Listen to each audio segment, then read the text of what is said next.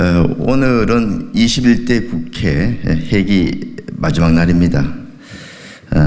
저는 어제 제21대 국회 마지막 본회의에서 민주당이 소위 가짜 유공자 양산법인 민주유공자법을 졸속 강행 처리한 것을 규탄하면서 자유 대한민국 수호를 위해 참된 희생과 헌신을 하신 참전 유공자 및 보훈 유공자 등의 보훈수당 현실화를 제22대 국회에서는 신속히 추진할 것을 촉구하기 위해 이 자리에 섰습니다.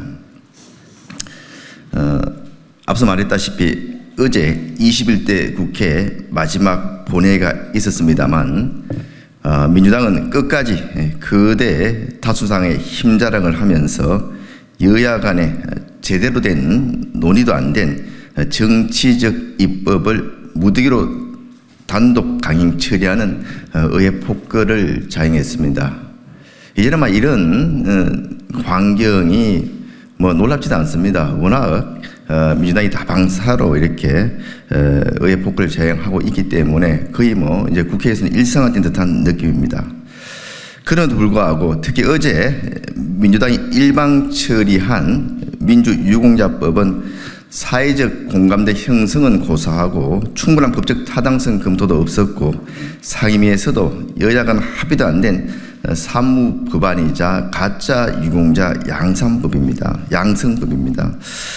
민주당은 여야 원내대표 간 의사일정 합의도 안 된 법안을 기습적으로 의사일정 변경 동의라는 꼼수까지 동원하면서 강행 처리한 것은 민주당 의원 스스로도 국민들의 동의나 여야 합의를 이끌어낼 정당성이 없으며 자기 편만을 챙기기 위한 정치쇼라는 것을 자인한 것입니다.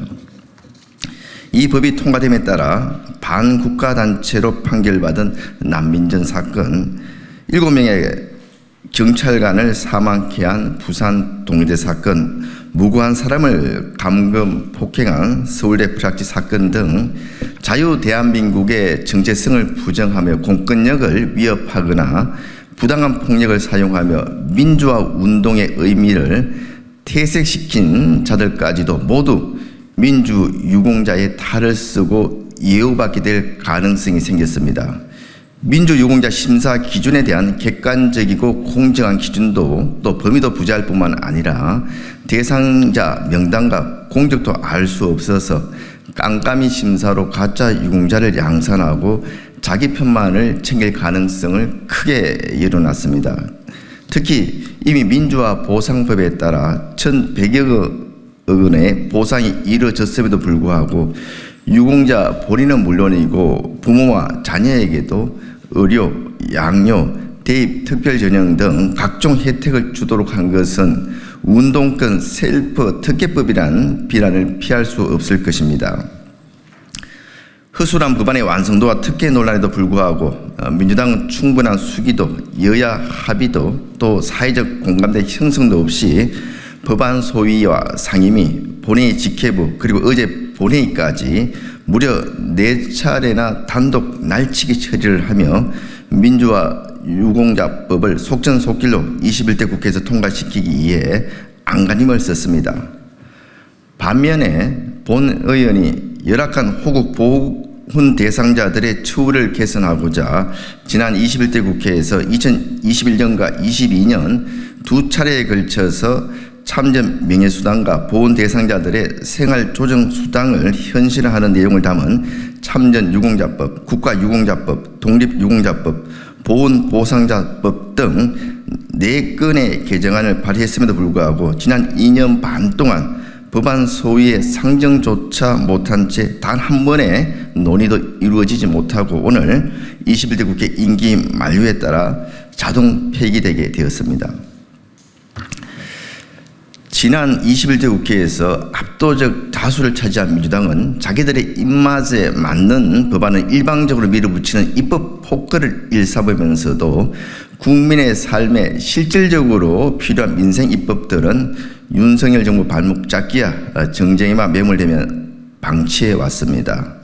윤석열 정부가 출범하면서 국가보훈처를 국가보험으로 격상하고 국가보훈체계 위상 강화를 위해 힘써왔지만 국회는 참전 유공자 및 보훈 유공자들의 실질적 처우 개선을 위해 발의된 이와 같은 법안들에 대해 논의조차 않는 등 입법 책무를 방기하면서 국민들의 기대와 신뢰를 저버렸습니다.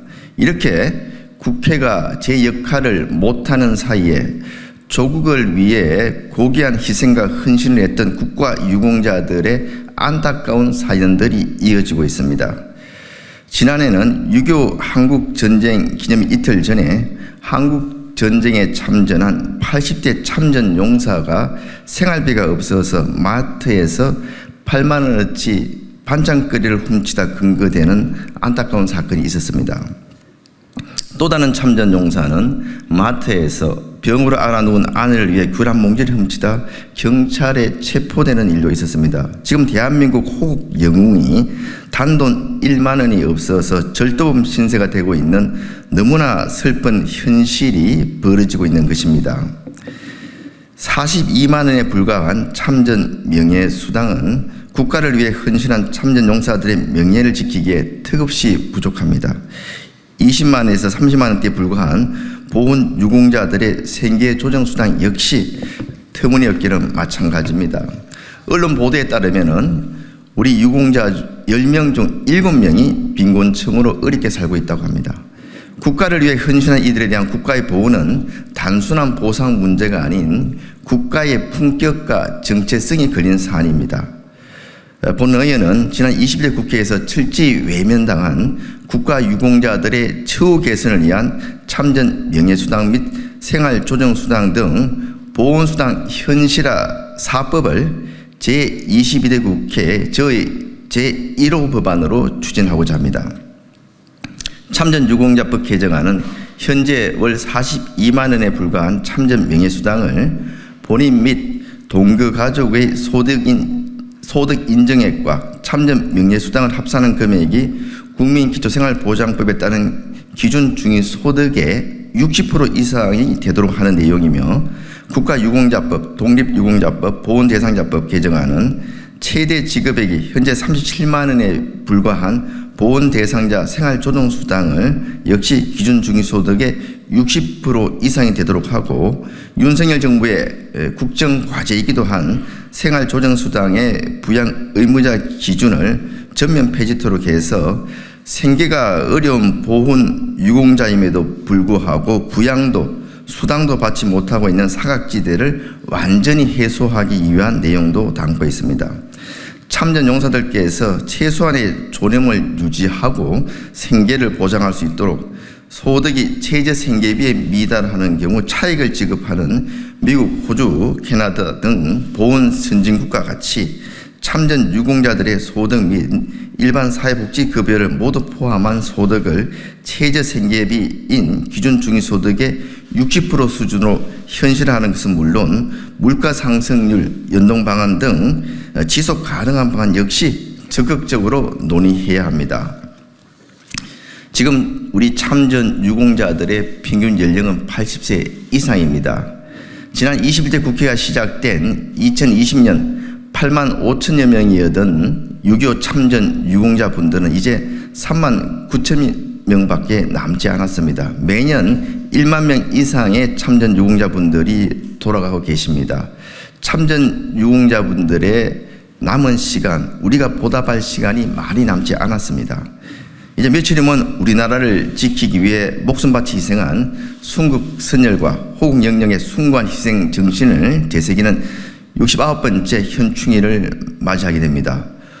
호국의 달을 맞아 새로 개원하는 제20대 국회에서는 국가를 위해 희생하고 헌신한 유공자분들에 대한 합당한 예우와 지원을 위한 논의가 적극적으로 이루어지고 생계에 실질적인 도움을 줄 수 있는 처우 개선이 한시라도 조속히 실현되기를 소망합니다. 민주당도 거대 의석을 등에 업고 정치적 입법에만 몰두할 것이 아니라 호국 보훈 유공자들을 위한 수당 현실화에 적극 동참해 주길 바랍니다.